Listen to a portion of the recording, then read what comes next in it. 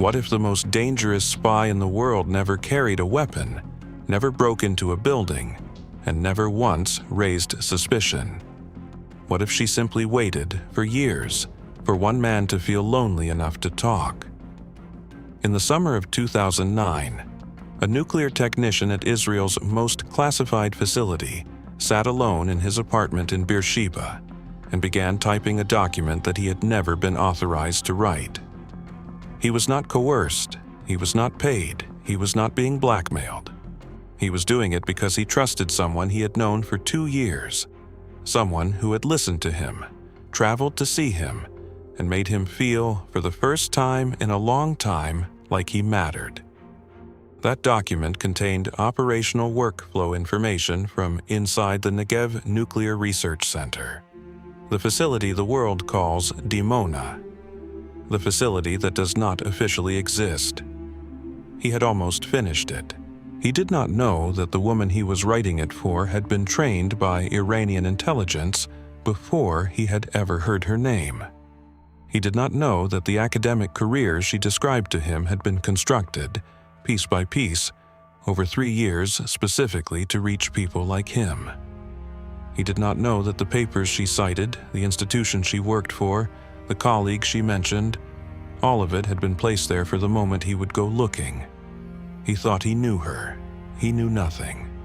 This is not a story about a spy who was caught before she could do damage. The damage had already been done.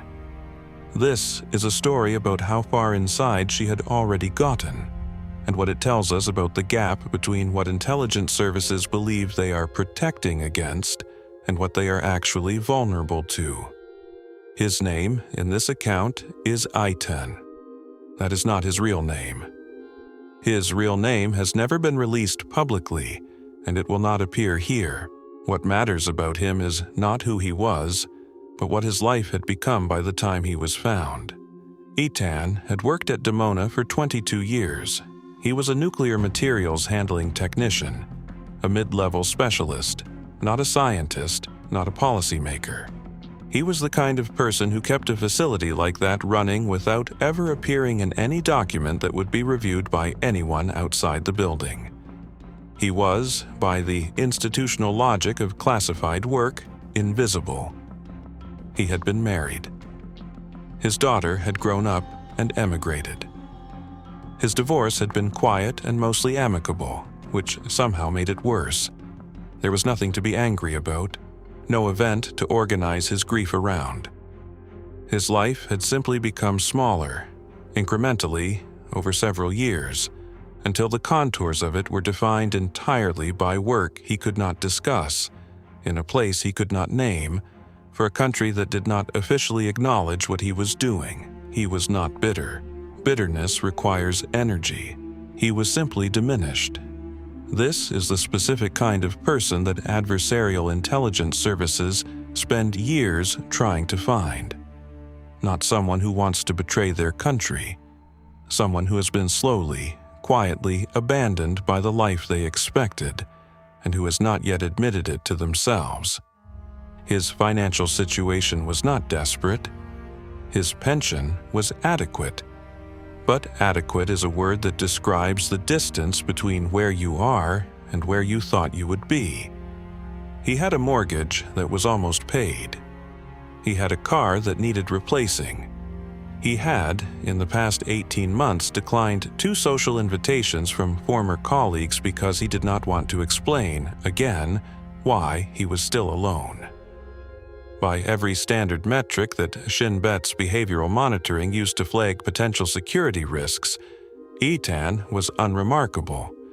No debt spiral, no unexplained travel, no ideological radicalization, no contact with known foreign nationals. That last point would change, but not in a way the monitoring algorithms were designed to notice. She appears in this account as Sarah. She was, by the reconstruction of her operational profile assembled after the fact, somewhere in her early 30s in 2007.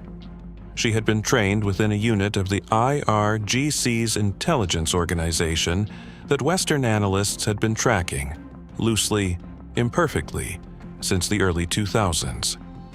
The unit's focus was not signals intelligence. It was not cyber. It was human compromise. Specifically, the long-game cultivation of individuals with access to sensitive programs in Israel, the United States, and Western Europe. Its methods were patient in a way that institutional intelligence culture rarely permits itself to be. Most operations have timelines, budget cycles, quarterly reviews. This unit operated on a different clock. Sarah's cover identity had been in place for over 3 years before she made contact with ITAN. She was registered as a researcher affiliated with a mid-tier European university, publishing occasional papers on Middle Eastern political history and nuclear nonproliferation sociology. The papers were real. They had been written or co-written by actual academics, people who had no idea their work was being used as scaffolding for an intelligence cover. Her Hebrew was fluent. Her English was excellent. She was, by multiple accounts from European academics who encountered her cover identity at conferences during this period, charming in the specific way that makes people feel seen rather than flattered. There is a difference. Flattery makes people feel observed. What Sarah did made people feel understood. That distinction was not accidental. It was trained. The first contact with A10 happened at a conference in Vienna in late 2007. It was not engineered contact, not a deliberate placement. ITAN was there as a guest of a former colleague, a civilian hydrologist who had nothing to do with classified work. ITAN had no professional reason to attend. He went because he had been invited, and invitations had become rare enough that he accepted them without examining why. Sarah was working the room methodically, as she had been doing at conferences for 3 years, building her academic network, establishing her cover's depth and credibility. She noticed Eitan because he was alone at the edge of the room for most of the first evening. She approached him not because she had been briefed on him. She approached him because someone standing alone at the edge of a room is, in the grammar of intelligence work, a door that may be open. They spoke for 40 minutes. She asked him about his work. He said he worked in energy infrastructure, the standard cover story Dimona employees used in civilian settings. She did not press. She asked him about Beersheba, about the desert, about what it was like to live in a city that most Europeans had never heard of. He talked for 30 of those 40 minutes. Afterward, he could not have told you exactly what she said. He could have told you precisely how she made him feel. He gave her his personal email address before he left. She did not give him hers first. He offered. That email address would become the thread through which everything that followed was pulled.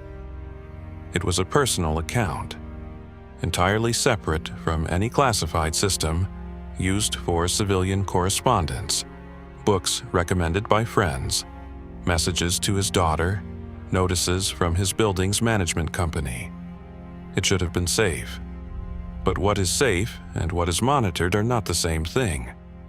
The email address existed in a space that Shin Bet's surveillance architecture treated as civilian, outside the boundary of institutional risk. Eitan had stepped through that boundary the moment he handed her the card. Neither of them knew it yet. Over the following weeks, Sarah sent him one email. It was brief. She mentioned a book she thought he might like, A History of Water Management in the Ancient Levant, which connected to something he had mentioned in passing during their conversation. The kind of message that could be sent to anyone. The kind of message that required, if he wanted the conversation to continue, only that he respond. He responded within a day. What had Sarah identified in those 40 minutes that made her pursue this particular contact? What did she see in Eitan that justified the operational investment of continuing a relationship that had no guaranteed return? That question was examined at length in the counterintelligence review that followed, years later. The answer was uncomfortable in its simplicity. She saw someone who had been waiting, without knowing it, for someone to ask. The emails continued for 14 months. There is a temptation, when reconstructing an operation like this, to look for the moment it became something dangerous, to find a sentence, a meeting, a specific exchange where innocence ended and compromise began. That temptation should be resisted, because the architecture of what Sarah was doing was specifically designed to have no such moment. The escalation was so gradual, so calibrated to Etan's own pace, that there was never a single crossing, only a slow drift across a line that was never marked. They discussed books, Byzantine history, the politics of water rights in the Jordan River Basin. She sent him an academic paper she was working on and asked for his thoughts on a footnote about Israeli infrastructure policy. He edited 2 sentences. He felt useful. She visited Jerusalem once, in the spring of 2008, for a conference she had arranged to have a genuine reason to attend. They met for coffee near the German colony neighborhood. 2 hours. He paid for the coffee. She let him. On the train back to Beersheba that evening, he thought about the conversation longer than he had thought about anything in months. He began, quietly, to reorganize his life around the possibility of seeing her again.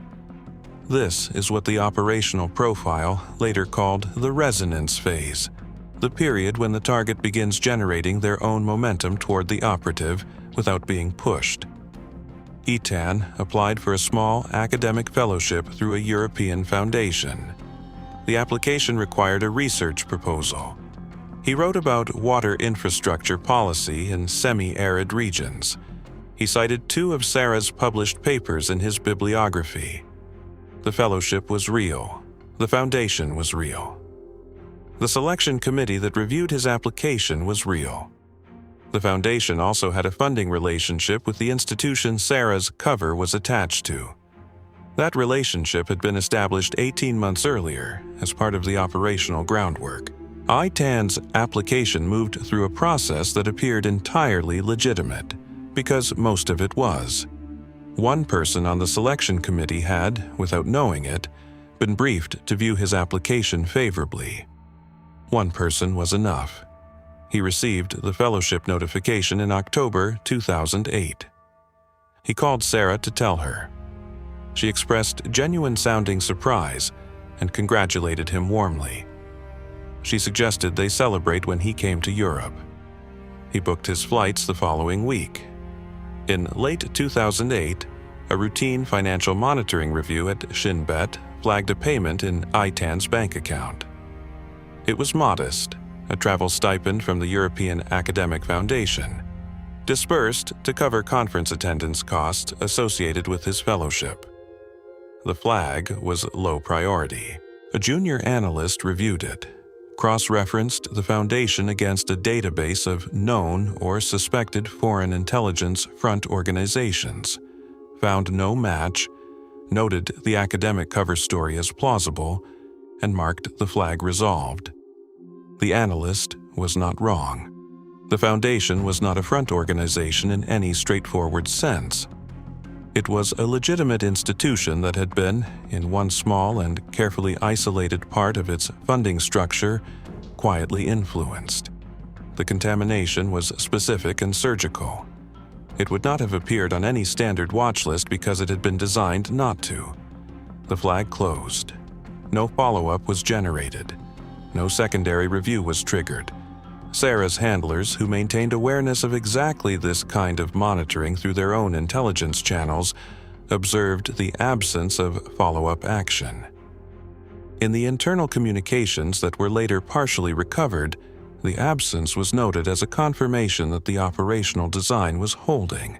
The word used, in translation, was approximately clean. They authorized escalation. Prague, March 2009.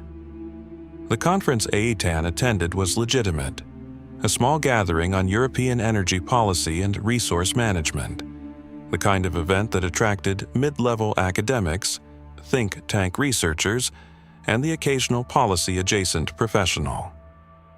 Sarah was there. She had arranged to be there. The arrangement had required 3 months of advanced positioning, getting herself placed on a panel. Ensuring Eitan's fellowship activities gave him a plausible reason to attend, making sure the overlap felt organic. It felt organic. What happened between them in Prague is documented in Eitan's later debrief, though those accounts were never made public. What can be said is that the relationship moved beyond the professional and the social. Eitan returned to Israel, having crossed a threshold he had not named to himself and could not easily uncross. He had not passed any information. He had not been asked to. That was intentional. Sarah's doctrine, and it was a doctrine, not improvisation, held that any request made before the emotional architecture was fully load-bearing would create a fracture point. The target would feel used. The defensive mechanisms would activate. The operation would collapse. The request had to come after the relationship had become, in Eitan's internal framework, the most important thing in his life. Not a transaction. A relationship he was already protecting. She waited 2 more months. The first request came in June 2009. It was framed as curiosity. She was writing a chapter, she said, on the human capital architecture of nuclear programs, how they structured their personnel, how they assigned clearance levels, how the organizational logic of secrecy shaped the people inside it. She said she needed, not documents, but his recollection, names he knew, section assignments he was aware of, the kind of thing that existed in someone's memory after 22 years, not in any file she could access otherwise. She said she would never share it with anyone outside her research. She said she trusted him completely. She said she was sorry to ask, but she had been struggling with this chapter for weeks, and he was the only person she knew who could help her understand it from the inside. Eitan went quiet for 5 days. This silence is the most significant moment in the entire operation, not because of what it revealed about Sarah's approach, but because of what it revealed about Eitan. He did not immediately refuse. He did not contact security. He did not report the request through any channel. He sat with it for 5 days, which means that somewhere in those 5 days he was weighing it, considering it, finding arguments on both sides. That weighing was the real compromise. Everything that followed was a consequence of it. He asked her why she needed it specifically from him. She answered with 3 academic citations, a reference to a colleague at a Dutch university who had done similar research, and a quiet personal note at the end of the message. Something about how much his perspective meant to her, how she had never met anyone who understood the interior of these institutions the way he did. He found the citations. They were real. The colleague was real. The research framing was coherent. He wrote the list from memory, partial, imprecise, incomplete. He sent it from his personal laptop late at night. Here is what Mossad and Shin Bet believed in 2009 about how a nuclear facility like Dimona could be compromised by a foreign intelligence service. They believed it would look like money. This was not an unreasonable belief.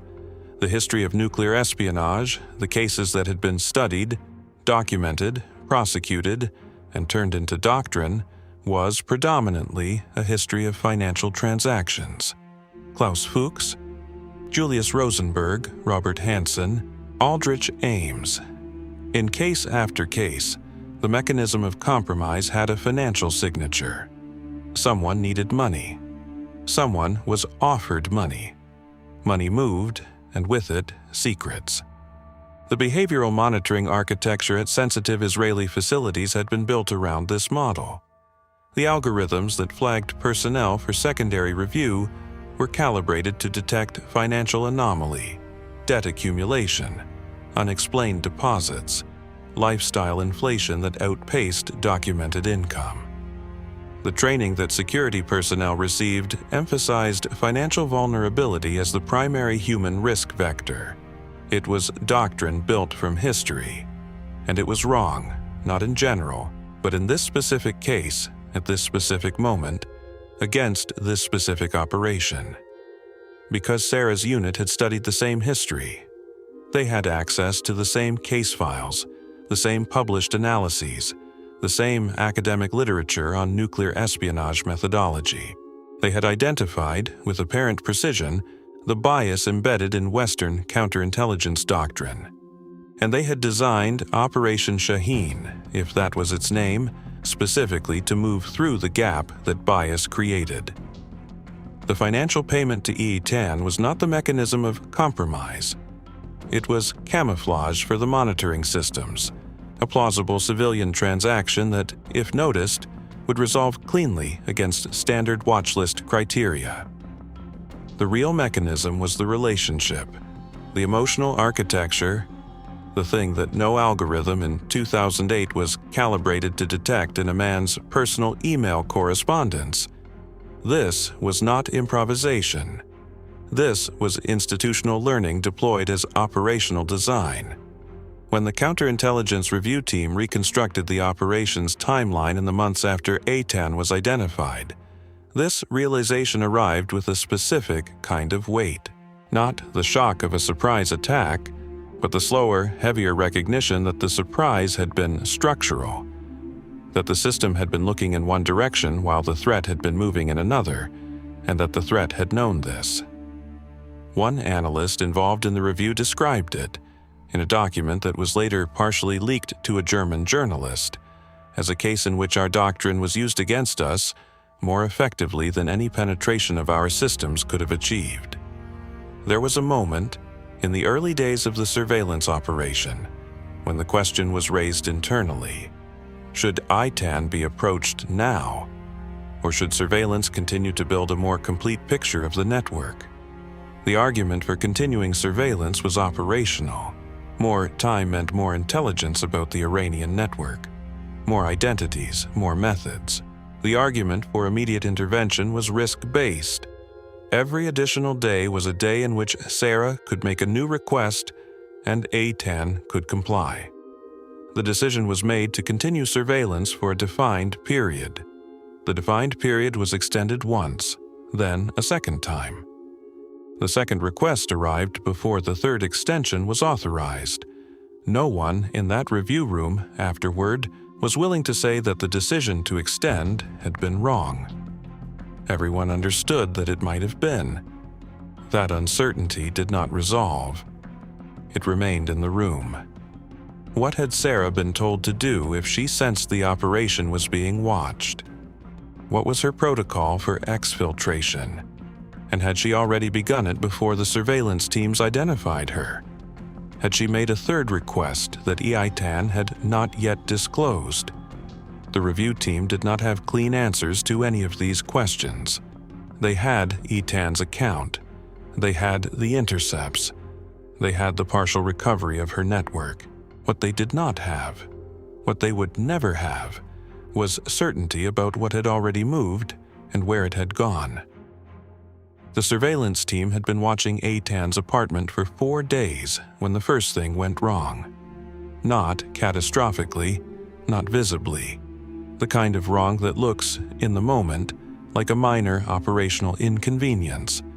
The kind that gets noted in a log and forgotten until someone reads the log later and understands what it actually was. The team had established 2 observation positions: a rented car on the side street below his apartment with a sightline to his window, a second position in a building across the block, less stable, dependent on the cooperation of a building superintendent who had been given a cover story about a criminal investigation. On the 5th day of surveillance, the superintendent mentioned the investigators to a neighbor. The neighbor mentioned it to no one in particular, but she mentioned it loudly, in a shared corridor, in a building where sound carried. The second position was pulled within hours. The team consolidated to the vehicle.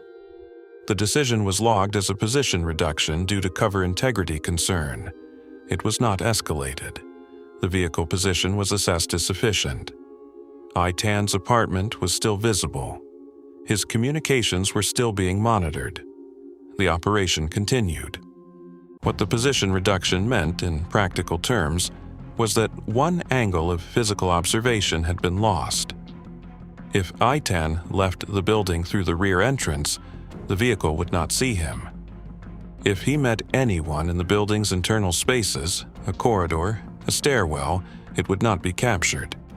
These were assessed as low-probability risks. He was a mid-50s technician with a predictable routine. He used the front entrance. He did not have visitors. Both assessments were correct, and the position reduction mattered anyway, for a reason no one anticipated until later. On the 8th day of surveillance, Itan received a message from Sarah. It was not the second request. It was something softer, a message checking in, asking how he was, referencing a conversation they'd had weeks earlier about a book he had been reading. It was the kind of message designed to maintain warmth without applying pressure. The kind that, in the operational grammar Sarah was using, said, "I am still here. I am not rushing you. You are safe with me." The surveillance team read it, logged it, and assessed it as a maintenance communication. No operational content, no request, no urgency. This assessment was correct.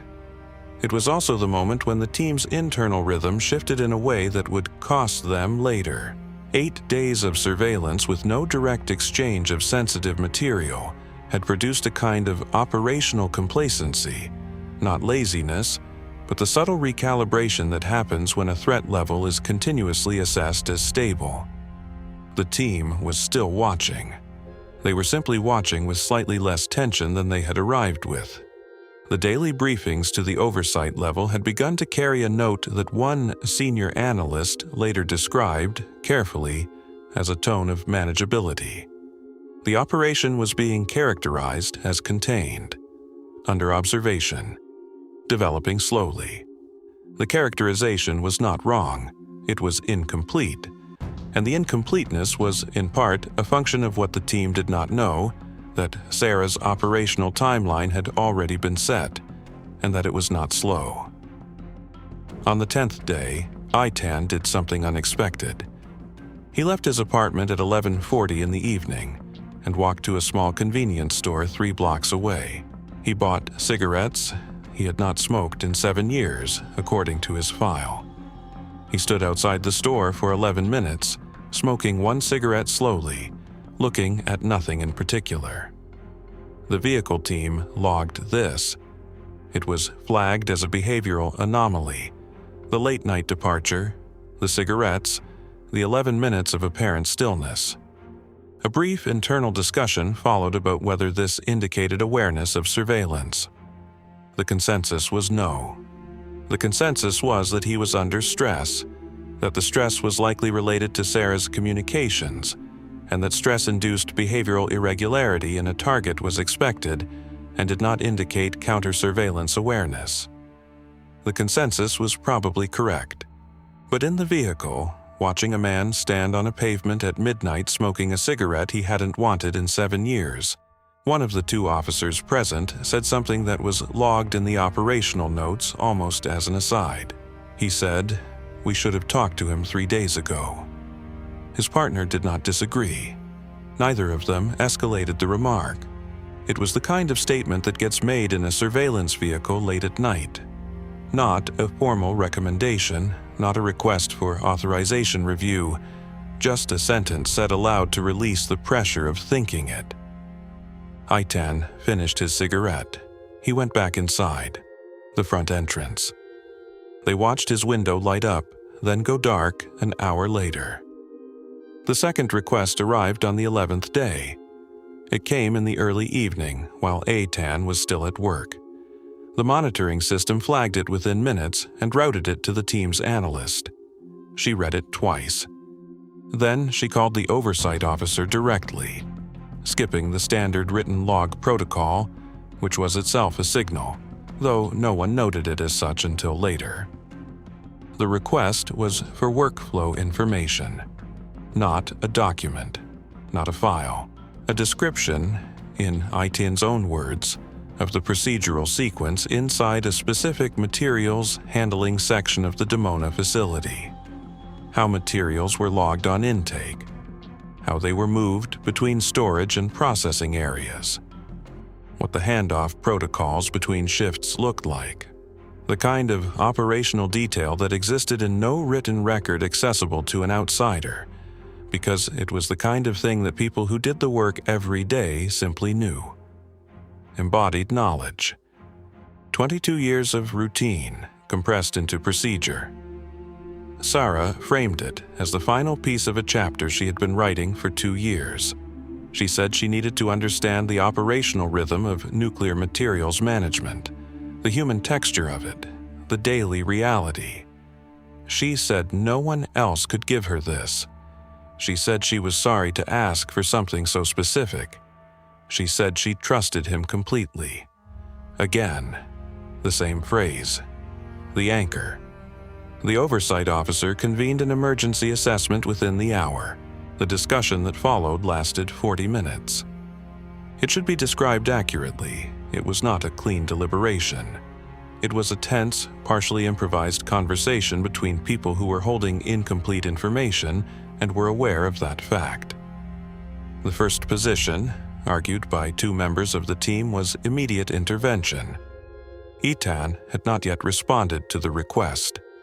If they moved now, a direct approach, a quiet contact, they could stop the transfer before it occurred. The operation would be closed. Sarah would likely detect the intervention through ETAN's sudden silence and disappear, but she would disappear without the workflow information.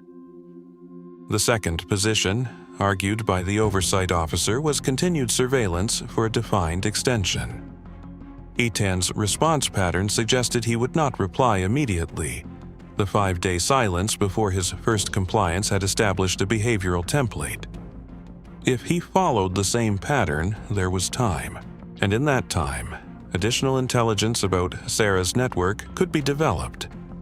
The intercepts from the second request contained routing signatures that the technical team had not yet fully analyzed.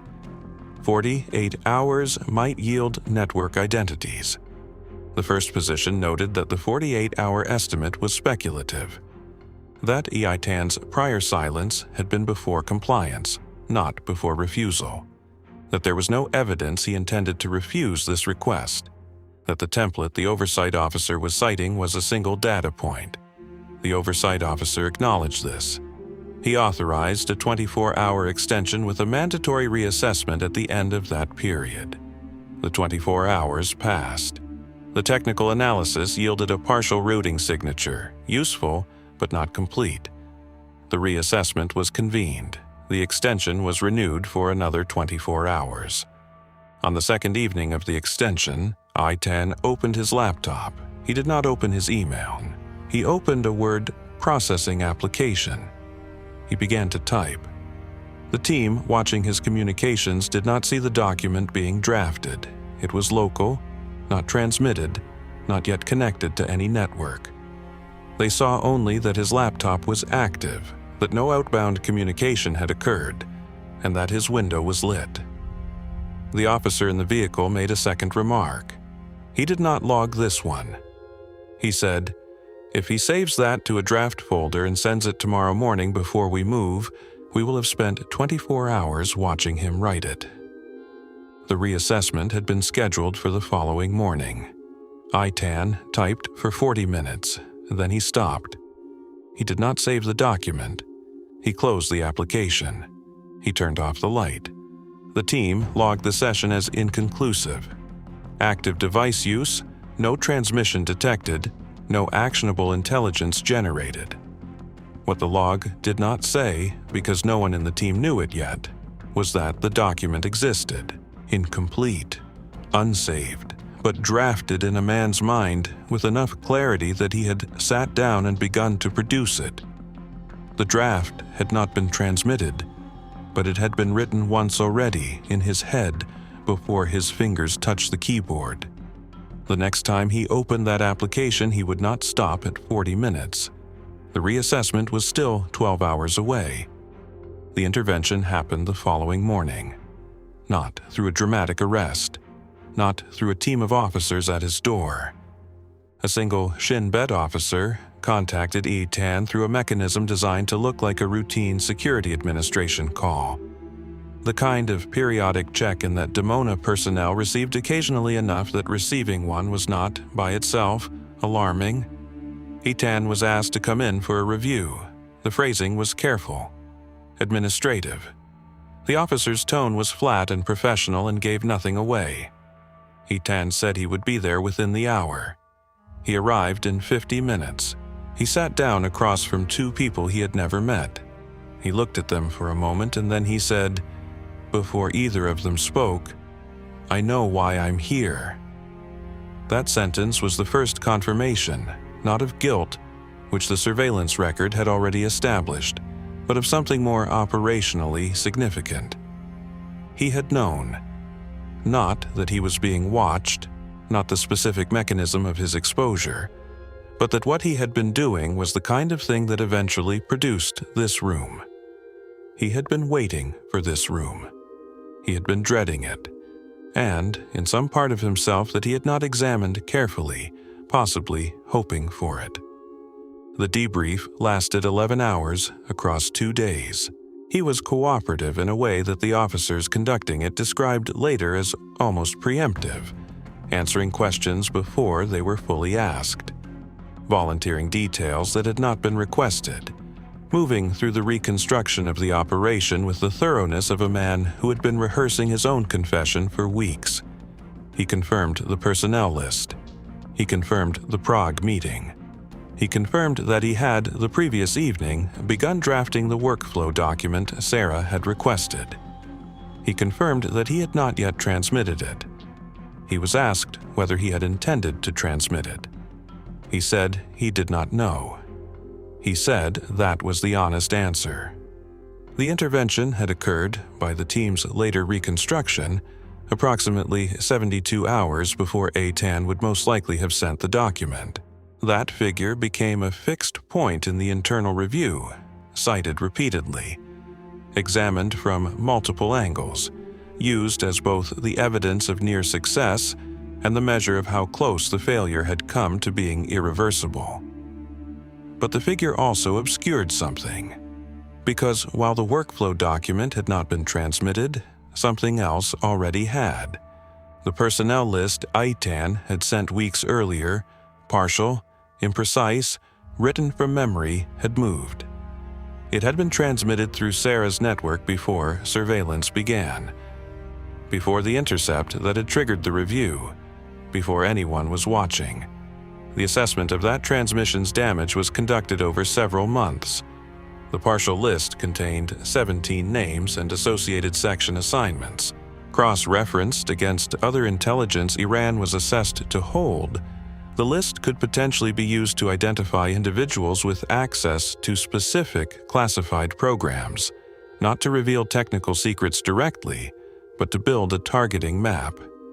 A guide to who else might be approached, pressured, or compromised in future operations. 2 of the 17 individuals on the list were reassigned as a precautionary measure. Their reassignments disrupted ongoing work in ways that were measurable but classified. 3 others were placed under enhanced monitoring protocols that they were not informed about, a decision that produced its own institutional discomfort, debated briefly and then set aside. The damage from the list was real. It was also, by the standards of nuclear espionage, limited, which is almost the most troubling thing that can be said about it, because limited damage from a partial personnel list sounds like a manageable outcome, and manageable outcomes have a way of foreclosing the harder conversation about what the outcome revealed. Sarah was gone before Tan finished his first debrief session. She had not been alerted by Tan. He had had no opportunity, and the monitoring record confirmed no outbound communication after the intervention contact. She had been alerted, the assessment concluded, by the silence itself. Her communication protocol with Eitan had a rhythm. When the rhythm broke, when a contact who had been responding regularly went suddenly and completely quiet, the operational procedure was automatic. Assume compromise. Disengage. Her European academic identity was abandoned within 48 hours. The university profile was placed on research leave status. The email accounts went dark. The papers remained in the databases for several years, artifacts of a cover that had been built with enough structural integrity that its removal had to be gradual, to avoid drawing attention to the absence. Her real identity was never confirmed. The partial routing signatures recovered from the second request's transmission metadata pointed toward an IRGC-linked communications infrastructure, but not to a specific individual. The counterintelligence review assembled a profile, approximate age, language capabilities, likely training pathway, operational history inferred from method, but a profile is not an identity. It cannot be prosecuted. It cannot be exchanged. It exists only as a description of someone who is, elsewhere, living a life that the description does not touch. She was never found. As of the last available intelligence reporting, she was never publicly named. The internal review that followed the operation's closure ran for several months and produced a set of findings that reshaped, quietly and without announcement, the behavioral monitoring doctrine governing Israeli sensitive facility personnel. The financial anomaly detection algorithms were not abandoned. They were supplemented. New parameters were added covering patterns that the previous model had not treated as risk indicators: frequency of international travel by personnel in specific tenure and life stage profiles, emergence of significant new personal relationships in midlife, correspondence with individuals affiliated with academic institutions in specific geographic clusters, fellowship or grant applications with connections to foreign funding structures. The changes were implemented through internal training updates and technical adjustments to monitoring systems. They were not announced publicly. They were not described in any document that circulated beyond a narrow institutional audience. What the changes could not do was retroactive. They could not close the window that had been open for 2 years. They could not recover the personnel data that had moved. They could not undo the operational template that Sarah's unit had proved functional. And that last point is the one that the review's authors returned to repeatedly, in language that became progressively more careful as the document moved toward its conclusions.